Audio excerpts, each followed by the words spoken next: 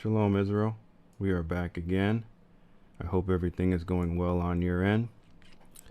So today we have the fourth installment of Dark ETs, Angels and Chariots of God, the Untold Story. Again, that is part 4.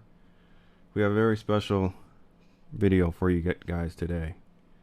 This is some incredible first-hand footage of an abductee from Puerto Rico named Amaury Rivera. And he got abducted by some dark-skinned ETs, and he's going to tell his story. It's an incredible story. And to boot, this gentleman actually got some photos of his abductors before they took off. Truly incredible. We're going to get into his story and see what he has to say. But before that, I want to say this real quick. I woke up this morning, and it's very rare that I have the Spirit put on me to this level. But the Most High put His Spirit on me to let you guys know, guys, we really are in our final hour. He wanted me to make that very clear, that we are in the last hour. And it's as if I'm the bartender at the bar saying, last call. This is it. Last call. Last call. Because this place is about to get shut down. Last call. That's how urgent this is. This is not something to be taken lightly, Israel. The Most High put that on my spirit to let you guys know that, okay? Okay. Let's get into this video.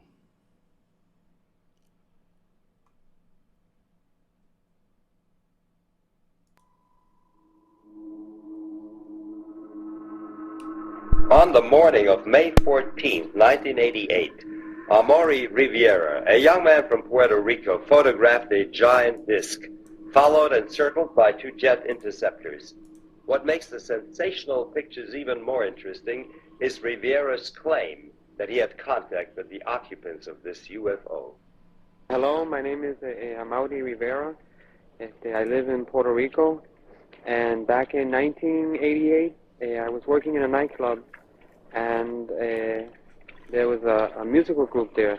One of my cousins wanted me to photograph the musical group, and she loaned me a camera with some film. On my way back home, I encountered 2 small beings, 2 small strange men, which I didn't think were men from outer space.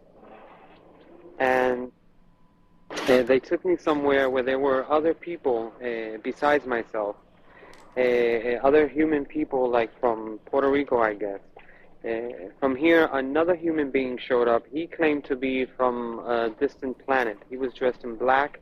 He had a dark skin, but he was not a Negro. He had a long black hair up to the shoulders, and he spoke to us with the mouth, verbally, and no telepathic speaking. He showed us various projections, which looked very real, the projections, and he informed us about a whole bunch of things that are even still incredible to me. Then they returned me to... What did this holographic projection show? The holographs were mainly, the first one that I can remember was like a short trip through space.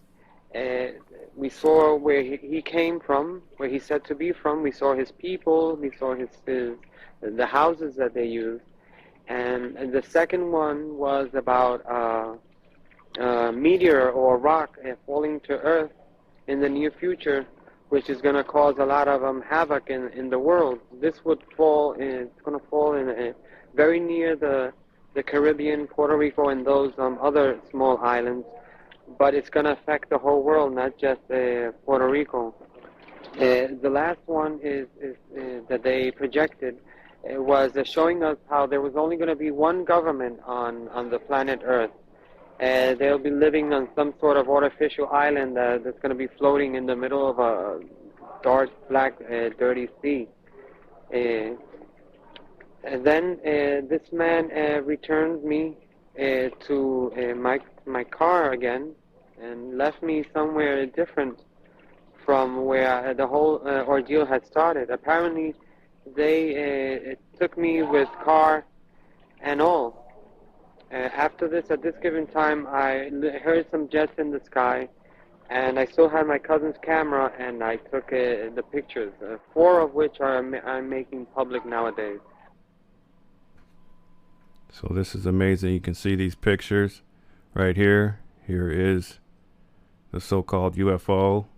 You have a jet here, and he said he had another picture that he said he had another image, and there was 3 jets in the picture, but he thinks he only got 1, so that might be the only one that shows a jet in the picture. But that's truly amazing. And then you're going to hear another gentleman later on who authenticates these photos. So the jets followed the UFO. Yes, it was. They seemed to be surveilling it. I only got to capture just one of the jets in the photograph, but there were 3 of them. Or maybe I got in one of the photos one, and in the second or third I got one of the other ones, because they would go around it very far away, and while this one was closer, and turn, very far, very far. And by the time this one was coming back, another one was turning over there. There was always one or the other close to the object, to the UFO. Jürgen Martin has carefully investigated this case. Rivera's case is, to me, is a very special one and a very important one, because in Amori's case, he was abducted and he was taken away by aliens. One of them was human-like, and 2 small creatures that they explained to him were some type of genetical or biological organic android that they made to do some chores outside, so they don't have to risk themselves in our environment. That's what they explained to him, the so-called human alien that he saw in the craft. And it's important also because of the evidences that he has on the case, because when he was released, he had a camera with him, and he was able to take pictures of the object that apparently had abducted him, the craft, flying saucer type, and also some jet fighters from the United States, excuse me, F-14 again. In most of these cases in the island, F-14s are involved with these situations of chasing and harassment and checking on these objects when they are seen in the different areas of the island. And he was able to get them in those pictures together. So this clearly, when you see those photographs, it's obvious that the government has been lying for many years, because there's the UFO there, and there's also the jet fighters dealing with the situation, which they denied for more than 4 years. It's there. Yeah, we all know Esau has been trying to hide the truth from Israel and from the public for a very long time, but the Most High Yahawah is going to bring it out, and he's going to bring it out in a big way. And so now it's time, Israel, to follow the laws and commandments of the Most High, do what he has asked us to do, and get ready, because it is about to go down. And the Most High is putting this on my spirit hard today to get this through to you guys. This is no joke. This is no laughing matter. He is not playing. He put our ass in slavery for 850 plus years because we were not listening to him. We were not following his laws and commandments. He is not playing when he comes back with his armada of so-called UFOs and chariots and his angels. He is not playing. Were you able to locate any other witnesses? That's what I was going to explain at this moment, Michael. The Amori's case is also very important because I have several people who apparently had been contacted by the same alien that abducted Amori and the small ones that were with him in a separate fashion. They have nothing to do with Amori's incident. This being, this human-like alien, is contacting people all around the area of the southwest of Puerto Rico.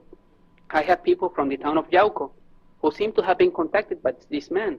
I have this fisherman, Andres Maldonado, who I got in contact with Amori because he told me several things Amori had told no one before, only I knew them, about the name of the alien and all the details that he was using to check on the people who really may have been in contact with the same being the night he was abducted, because there were about 14 other people there in the craft that night. And when Maldonado told me all this information that he couldn't know because he was not involved with Amori's case, I got them together. And at this moment I have about 3 different people who seem to have been in contact with the same alien. So they are doing something, and they are getting in contact with more and more people and preparing people for something. And this is very important because all this corroborates Amaury's incident also. Mr. Martin, are there any official statements regarding the incidents in Puerto Rico? As a matter of fact, due to the situation happening in the southwest of Puerto Rico, it's all around the island, but in the southwest it's more obvious, more visible because of the many incidents that are happening there constantly. And it's a heavily populated area. The police and the civil defense and the authorities began a very intensive disinformation program trying to ridicule and to make everything seen as a lie, as fabrication by those people who were informing all of this. But fortunately, after they began doing this, especially the Civil Defense Agency in Puerto Rico, a source of ours gave us this letter that was sent secretly by the State Director of the Civil Defense Agency of Puerto Rico, Colonel Jose M. Enoya, in which he states clearly that the situation is real, that they are keeping an eye on the situation and investigating everything, just to be sure that what is happening and these sightings and this incident with UFOs and USOs, unknown submerged objects also, because they come out from the sea and into the sea. Many people have seen this happen there. Is not a threat to the security of the people of Puerto Rico on the Puerto Rican territory. As you know, something that doesn't exist can be a threat to anyone. There's also another thing.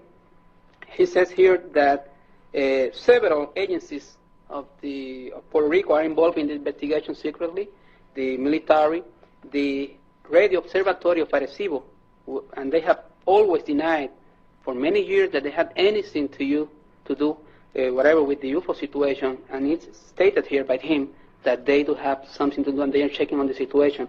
And Mr. Noya, these words written by him are very important because he's the liaison between the Puerto Rico National Guard Army and the Defense Intelligence Agency.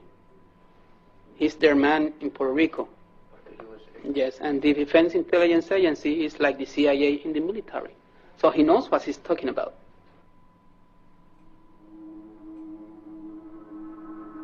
Other witnesses contacted Amaury himself. So far, between 1988 and 1992, I've been able to localize 7 of these people. Because I've gone on different TV shows and different articles, and I've always been asking if anybody remembers anything similar happening to them, and that year, during that time, Mother's Day, to please get in touch with me.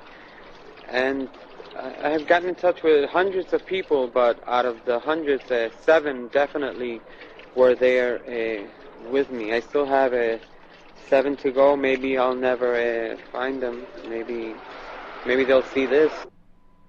You investigated the Rivera case, Colonel Stevens. What was your impression? Well, of course, Jorge Martin took me to meet Amaury Rivera shortly after I got there with the Mexican team to study some phenomena in Puerto Rico.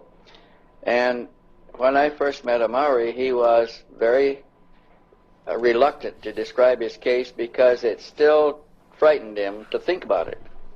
And it took some time before we could develop enough confidence where he was comfortable talking to us about the case.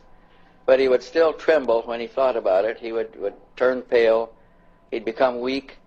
He was frightened.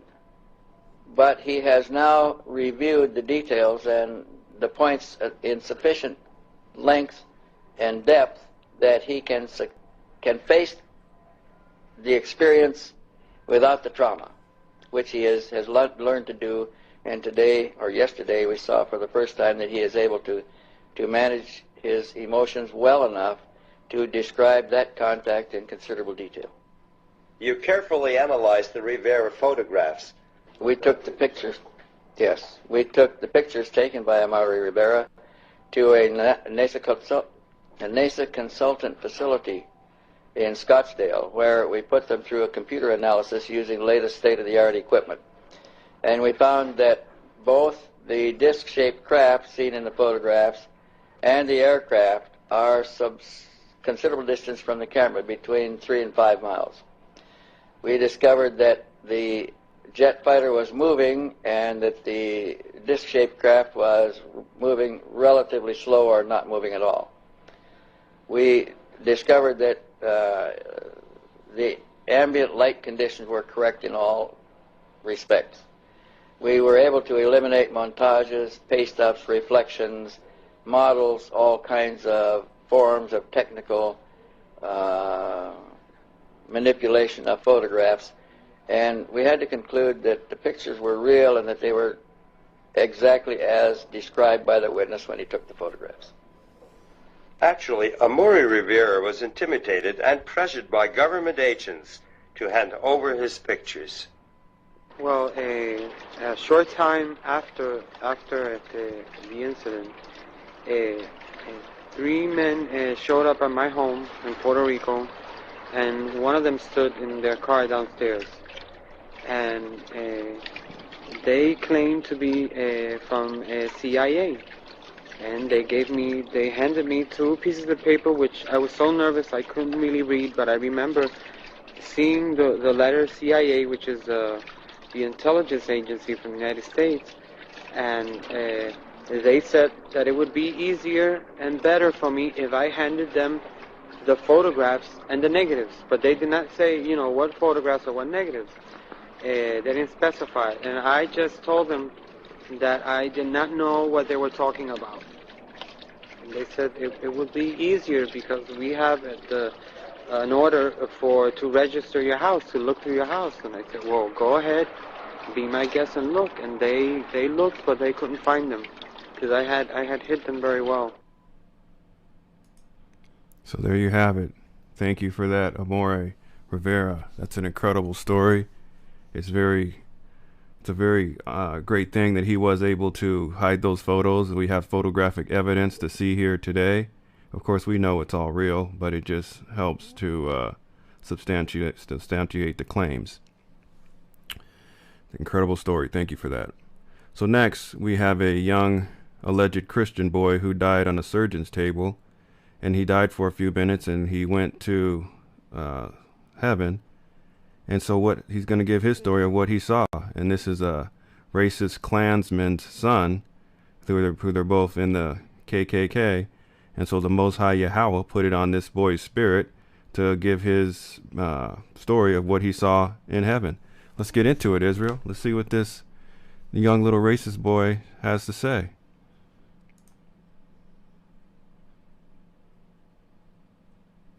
Shalom, Israel. This is the article I came across, and it's entitled, "Racist Boy Dies for 3 Minutes and Says Jesus is a Nigger."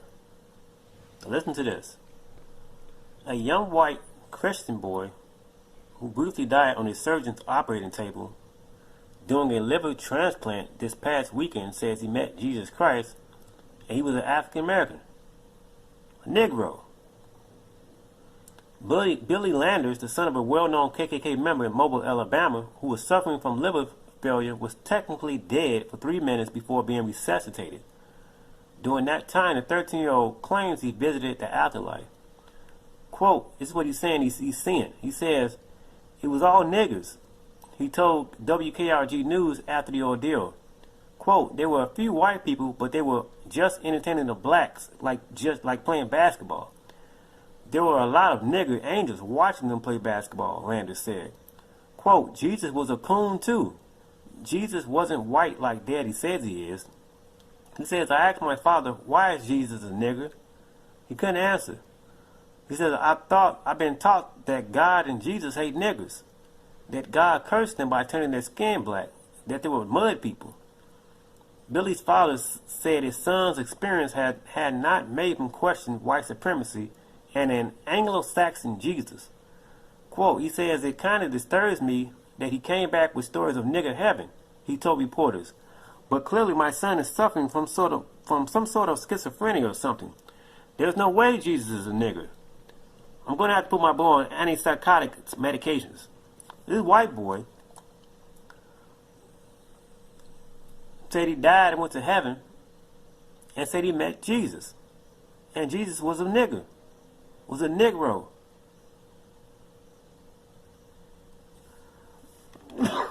Excuse me. These white people know that the Most High is black. We are his chosen seed, Negroes. Now, this is another link that I came across. And it's entitled truthovertradition.com. I have this guy's book. Let's click on Jesus and see what he says. Undeniable biblical proof that Yahushua, Jesus, or YAHAWASHI, is black. Says why this is not, he said, why this is not Jesus and why it matters. All the lives we've been taught that Jesus is a blue-eyed, blonde-haired white man. And it says this image of a white Messiah appears in all churches across America, especially in the black church. Okay, it says, although colors are subject that is highly avoided today in white supremacist society, the Bible contains detailed narratives on the physical appearance and skin color of God's chosen people, the Hebrew Israelites. But in order to stay on topic today, he says I will only be discussing the color of Messiah and who the world calls Jesus. Let's keep on going. Do your history on what happened through the whitewashing, right? All the people in the Bible is black. So what happened? Okay, I'm going to talk about in my next video what Hitler said about the biblical Jews of the Bible and what they look like. And we're going to talk about where white people come from. I have this guy's book and he goes into that. Now, let's keep on going. So it said, now listen to this. It says, the famous first century writer Josephus penned the earliest non-biblical testimony of whom we call Jesus.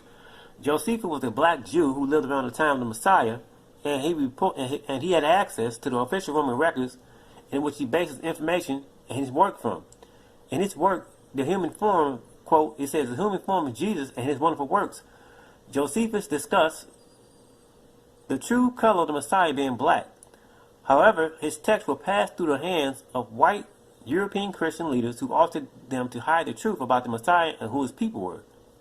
Fortunately, however, biblical scholar Robert Eisler, in a classical 1931 study of Josephus' testimony, was able to reconstruct an unaltered testimony based on a newly discovered Old Russian translation that preserved the original Greek text. According to Eisler's reconstruction, the non-biblical description of Jesus reads as follows. At that time there also appeared a certain man of magic power, if it be meet to call him a man, whose name is Jesus, whom certain Greeks called the Son of a God. His disciples called the true prophet. He was a man of simple appearance, mature age, black skin, short growth, 3 cubits tall, hunchback, panacated with a long face, a long nose, eyebrows meeting above the nose, with scanty curly hair, but having a line in the middle of the head after the fashion of the Nazarenes, with an underdeveloped beard. Now I have this book. It's called Jesus the Messiah and the Messiah Jesus is John the Baptist. Now what he just described sounds nothing like that Caesar Borgia looking, fake image. Looks nothing like the Matthew McConaughey looking Jesus that Hollywood keeps trying to sell everybody. Every Hollywood motion pictures, what do you see? You see it all whitewashed. Everybody looking like pale skin Edomites. It's time that we get the truth out, Israel, and it's time that we work really hard to wake our people up, because we are in the last days and time is short. This isn't the time to be looking at these type of videos as entertainment. This is just another type of X-file to you, and oh yeah, this is amazing. No, this is the time to be sharing these type of videos with people who are still sleeping and get them woke up, because we don't have time to mess around anymore. The Most High is putting it on my spirit to put this stuff together so you guys can go out there and wake up other people. This is a group effort. This is up to everybody to wake up the house of Israel, because if we don't do it, nobody else will. It says, this short, black-skinned, mature, hunchback Jesus with a unibrow, short curly hair, and undeveloped beard bears no resemblance to the Jesus Christ taken for granted today by most of the Christian world. That tall blonde-haired, long blonde, blue-eyed white boy. It says, yet this earliest textual record matches well their earliest iconographic evidence. The earliest visual depiction of Jesus is a painting that was found in 1921 on a wall of the baptismal chamber of the house church at Dura-Yopa, Syria, and dated around 235 AD. This picture of Jesus is called the healing of the paralytic, and displays him as being short and dark skinned with a small curly afro. This description has now been supported by new science of forensic anthropology. Let's click on this image. What does it look like? There he is. There's little YAHAWASHI. Short dude. Let's keep on going. In 2002, British forensic scientists and Israeli archaeologists reconstructed what they believe is the most accurate image of Jesus based off data obtained from the multidisciplinary approach. In December 2002, Popular Science magazine published a cover story on the findings which confirmed that Jesus would have been short, around 5'7" to 5'9", short hair with tight curls, a weather-beaten face which would have made him appear older, dark eyes, dark complexion. It says the textual, visual, and scientific evidence agrees then Jesus was likely short, dark-skinned, Hebrew Israelite with short, curly, woolly hair and dark eyes. See that? He's a Negro. The Most High is a Negro. His children we are Negroes. We are made in the image of our Heavenly Father and His Son. Now who's this white boy? Caesar Borgia. Do your research on this dude. This is not Christ. Right? It's not Christ. It's a false Messiah.